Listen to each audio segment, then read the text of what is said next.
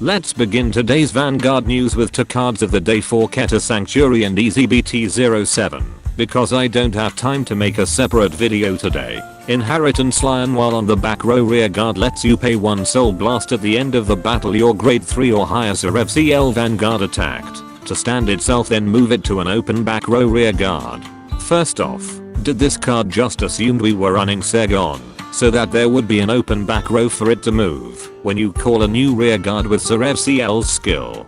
Secondly, the move effect is mandatory and that this becomes useless if you have an open back row rear guard in a column where the front row already attacked.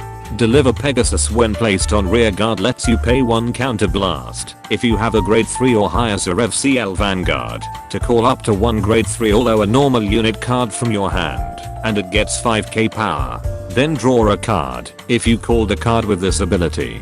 CL can finally do 5 attacks as early as their grade 3 right turn, but at the cost of retiring 2 of your front row rear guards, unless you run something like Cadwalla to mitigate the card lost. DZBT08 as well as the Master Deck sets, which currently has no set code, has a confirmed English release date of June 27th, 4 months after the Japanese release and 4 months to sell off your Leonorn and Radueld cards before their price craters.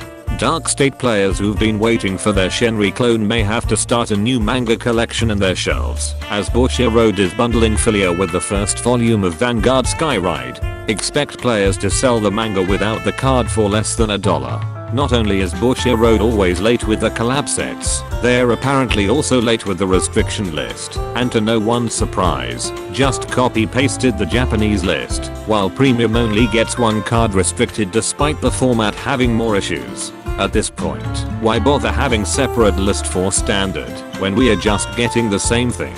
Seriously, there's 2 months left in the current BCS season and players who abused Shoujo Doji and Shiranui already got their high value energy generator. In fact, if I were to go full paranoia, I would assume there's foul play going on, as perhaps there's someone at Bushiroad who delayed the English restriction list because they have a cut of the profits to a player that would sell off their prize card. And what better way to top consistently by having the best decks untouched until the last half of the BCS season? But that's just a theory, a conspiracy theory.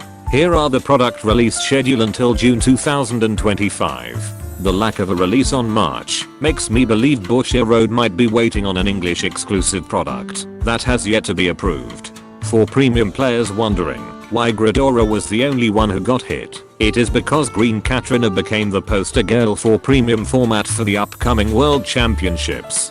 Bushiroad can't very well have the poster girl be banned now, can't they?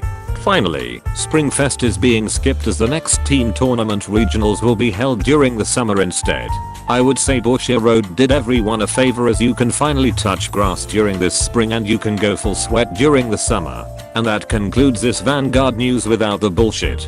Special thanks to my Patreon members for continuing to support my content creation. Be sure to subscribe and let me know in the comments if you started to investigate players who topped, if they are close to someone working at Bushiroad.